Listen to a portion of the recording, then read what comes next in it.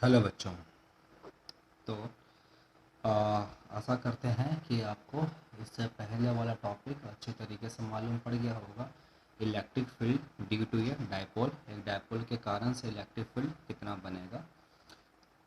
बच्चों, अभी हमारा अगला टॉपिक है जिसका नाम है इलेक्ट्रिक फील्ड लाइंस। ओके, हाँ कि नहीं? तो ज़रा सा इसका डेफिनेशन को ज़रा देखते हैं कि इलेक्ट्रिक फील्ड लाइंस क्या है, और ज़रा सा फिर अभी हम इसे समझेंगे। Electric field lines are imaginary curve around a charged particle, tangent to which gives the direction of force acting on a charge left at that point. Okay? तो जरा ध्यान से बस समझते हैं कि इलेक्ट्रिक फील्ड लाइंस क्या है। कि वो एक टाइप का इमेजिनरी लाइंस है। ओके, वो कोई असली में कोई ऐसा लाइन नहीं है। इलेक्ट्रिक फील्ड लाइंस एक्चुअल में कोई ऐसा लाइन नहीं है। Okay, all these are the imaginary lines. Imaginary lines के मतलब कि केवल अभी हमने जिसे एक टाइप का लाइंस माना है, हमने इसको एक टाइप का समझा है कि ऐसा कुछ ये लाइन होता होगा, बट एक्चुअल में ऐसा कोई लाइन पॉसिबल नहीं है। ठीक है, अब हम जरा सा बात करते हैं कि ये आखिरकार इसका कॉन्सेप्ट क्यों लाया गया, इसका क्या कारण था, और ये हमारे किस तरीके से हेल्प करता है। तो जरा ध्यान से बच्चों आप एक बात को समझिएगा कि देखिए, अभी तक हम लोगों ने अर्थ का जो जहाँ तक जो बात है ना, तो हम लोगों ने अर्थ का इक्वेटर, फिर भाई ना इसका लॉन्गिट्यूड एक्सिस और इस सब के बारे में अभी हम लोगों ने कुछ जियोग्राफी में भाई पढ़ा होगा कि अर्थ को बहुत सारे जोन्स में डिवाइड किया गया है। ठीक है, ये उसको इसलिए डिवाइड किया गया ताकि अभी हमें अर्थ का कोई अगर अगर हमें पार्टिकुलर पोजीशन के बारे में कहना है तो अभी हम उसको बता पाएँ। ठीक है, अर्थ का कोई अगर अभी हमें कि मीन्स कि अगर देखा जाए कि कोई अगर मौसम की कोई अगर बात हो रही है, तो अर्थ का किस रीजन में एयर का प्रेशर या तो मतलब कि ज़्यादा है या क्लाउड्स कहाँ पर ज़्यादा है, इस चीज़ को स्टडी करने के लिए बहुत सारे ये ऐसे ना वर्टिकल और हॉरिजॉन्टल लाइंस को बनाया गया। आप लोग चाहें तो ग्लोब या तो मैप में आप इसे देख सकते हैं। ठीक, बट आप इस चीज़ को ऐसा समझिए कि अर्थ का जो इक्वेटर का जो लाइन है, असली में अगर आप अर्थ के ऊपर अगर आप जाएंगे तो आपको कोई भी एक ऐसा लाइन देखने को नहीं मिलेगा। ओके, कोई भी आपको ऐसा लाइन देखने को नहीं मिलेगा। तो क्या है कि ये इस सारे लाइंस को एक टाइप का इमेजिनरी लाइंस के हिसाब से बनाया गया है। बनाया क्यों गया है?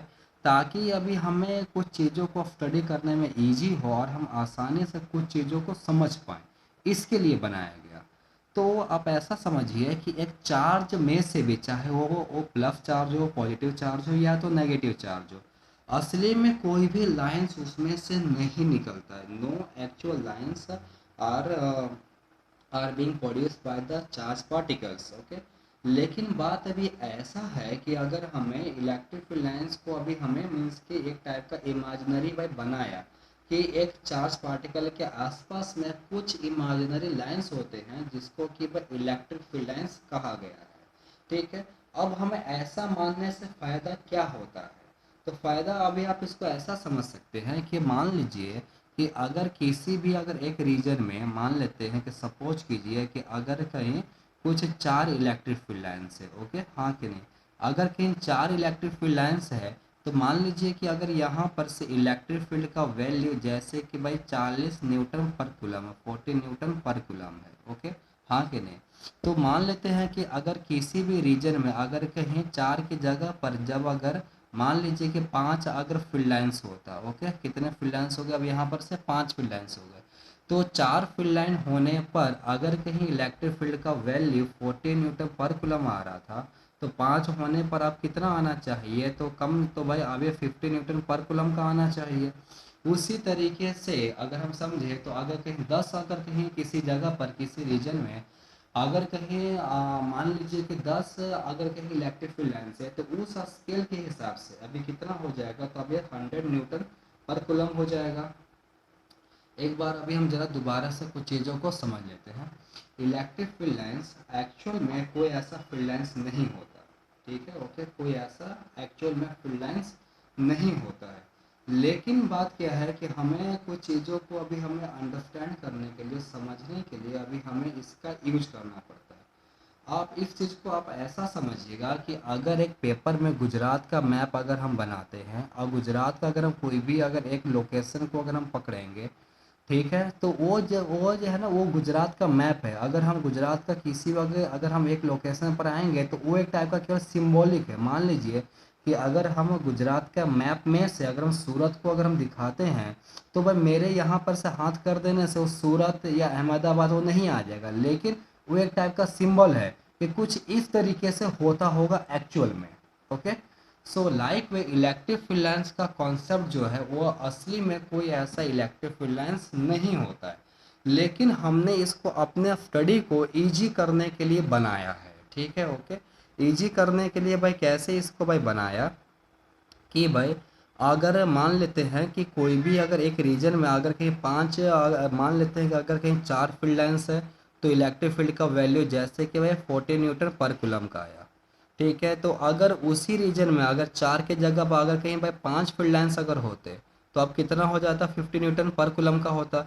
40 न्यूटन, देखिए 4 लाइन के लिए भाई 40 न्यूटन थे, एक के लिए कितना आया, तो अब ये 10 न्यूटन का आया।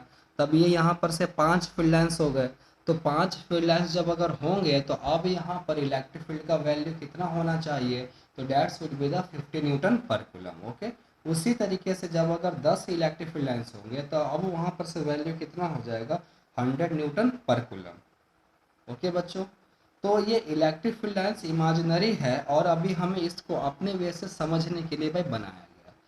ठीक है। तो electric field lines are imaginary curves around a charge particle. ठीक है।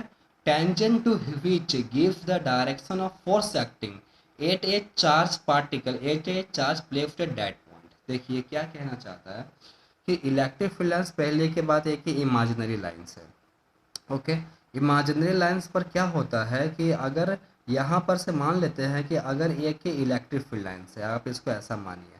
अगर मान लेते हैं कि इस पोजीशन को भी हमने ए दिया, इस पोजीशन को भी हमने भाई बी दिया, तो अगर हम ए पर अगर हम एक 1 कूलम का चार्ज है, देखिए चार्ज चाहे तो भाई पॉजिटिव भी हो सकता है और नेगेटिव भी हो सकता है, लेकिन चार्ज को अभी हम इन जनरल केस में अभी हम इसे पॉजिटिव मानेंगे। तो अगर हम यहाँ पर से पॉजिटिव 1 कूलम का चार्ज को अगर हम रखेंगे तो इसको भाई फोर्स कौन सा लगेगा, तो इसको अब टेंजेंट की दिशा में लगेगा, टेंजेंट की डायरेक्शन में लगेगा। ठीक है, ओके। आप लोगों ने कुछ सर्कुलर मोशन में भी पढ़ा होगा कि भाई मतलब कि जो यहाँ पर से जो फोर्स जो इसका जो लगेगा ना, वो कैसा लगेगा, वो इसको अभी टेंजेंट की इसके साइड में लगेगा। ठीक है, फाइन ना। मान लेते हैं कि अगर एक ये इलेक्ट्रिक फील्ड लाइन्स है, ठीक है ना, कुछ इस तरीके का है, तो यहाँ पर अगर मैं 1 कूलम का चार्ज रखूँगा तो फोर्स भाई कुछ इस तरीके से लगेगा। अगर मैं यहाँ पर अगर मैं रखूँगा तो फिर फोर्स फिर अब इसको मतलब कि इस तरीके से लगेगा। तो ये 1 कूलम के ऊपर जो फोर्स जो होता है इसे को हम लोग भाई क्या बोलते हैं, इलेक्ट्रिक फील्ड। क्या बोलते हैं, तो भाई इलेक्ट्रिक फील्ड। ठीक है ना। तो या तो भाई फोर्स की बात हो या तो इलेक्ट्रिक फील्ड की बात हो, अगर क्योंकि 1 कूलम का चार्ज है तो इसको जिस डायरेक्शन में इसको जो का फोर्स जो लगेगा उसी डायरेक्शन में इलेक्ट्रिक फील्ड भी होगा। पॉजिटिव चार्ज के ऊपर जिस डायरेक्शन में फोर्स लगेगा उसी डायरेक्शन में उस पॉइंट पर इलेक्ट्रिक फील्ड भी होगा। आप ये बात अच्छी तरीके से समझ पा रहे हैं। ठीक है, ओके। तो यहाँ पर से जैसे कि इस डायरेक्शन में, यहाँ पर जैसे कि इस डायरेक्शन में अगर मान लीजिए कि अगर यहाँ पर रखेंगे तो इसका जो टेंजेंट जो होगा उसके इस डायरेक्शन में, यहाँ से इस डायरेक्शन में और यहाँ से इस डायरेक्शन में, अब इसको भाई फोर्स लगेगा। फोर्स या तो आप इसको ऐसा भी कह लीजिए कि अगर 1 कूलम का चार्ज को अगर हमने यहाँ पर रखा होता तो इसको अगर ये इस तरीके से भाई फोर्स लगता है, देखिए कुछ इस तरीके से, हाँ कि नहीं, तो इस तरीके से फोर्स लगेगा। तो अब ये चार्ज मान लेते हैं कि अगर ये फ्री टू मूव है, अगर ये चार्ज अगर ये फ्री टू मूव है तो अब ये इस डायरेक्शन में जाता। अगर ये चार्ज यहाँ पर अगर कहीं फ्री टू मूव है फिर अभी इस डायरेक्शन में जाता। यस और नो, ये बात आपको अच्छी तरीके से समझ में आ रही होगी। ठीक है, ओके, फाइन। अब जरा सा कुछ चीज़ों को समझते हैं। देखिए यहाँ पर से अगर आप 1 कूलम का चार्ज को यहाँ से कुछ या इस डायरेक्शन में इसको फोर्स लगेगा, तो जिस डायरेक्शन में फोर्स जो लगेगा है ना, ओके, उससे उस डायरेक्शन को आप इलेक्ट्रिक फील्ड भी मान सकते हैं। जैसे कि अगर एक ही इलेक्ट्रिक फील्ड लाइन से वो कुछ इस तरीके से, वो एक कर्व है, तो कर्व होगा तो यहाँ पर से हर एक का वैल्यू अब ये चेंज होता जाएगा। द वैल्यू ऑफ द है ना इलेक्ट्रिक द वैल्यू या तो डायरेक्शन, सॉरी माफ़ कीजिएगा, डायरेक्शन जो होगा इसका वो बस चेंज होता जाएगा। तो अगर हमें एक पॉइंट पर डायरेक्शन निकालना है तो हम क्या करेंगे, वहाँ पर से अभी हम इसका टेंजेंट बनाएंगे। अगर हम ए का जो टेंजेंट जो होगा, ए के ऊपर इलेक्ट्रिक फील्ड का डायरेक्शन बताएगा, बी के ऊपर जो टेंजेंट जो होगा वो बी के ऊपर का इलेक्ट्रिक फील्ड लाइन्स का डायरेक्शन बताएगा, इस तरीके से। ठीक है। तो इलेक्ट्रिक फील्ड लाइन्स एक्चुअल में कोई ऐसा लाइन नहीं है लेकिन एक ये टाइप का इमेजिनरी जो कि होता है, काल्पनिक जो होता है, इमेजिनरी जो होता है, उसको इसलिए मैं बनाया गया ताकि अभी हमें स्टडी करने में, कुछ चीज़ों को पढ़ाई करने में हमें इजी हो। ठीक है, ओके, हाँ कि नहीं? तो ये इमेजिनरी, और ये क्या करता है, टेंजेंट, अगर हम इसके ऊपर का इलेक्ट्रिक फील्ड लाइंस के ऊपर का अगर हम एक टेंजेंट जब अगर वह बनाएंगे तो वो हमें direction of the electric field देगा या तो डायरेक्शन ऑफ द फोर्स देगा जो कि +1 कूलम चार्ज के ऊपर लगता है। फाइन बच्चों, ओके। तो एक बार फिर से कह रहा हूँ, इलेक्ट्रिक फील्ड लाइंस एक टाइप का इमेजिनरी लाइन है, ऐसा असली में कोई लाइन नहीं होता।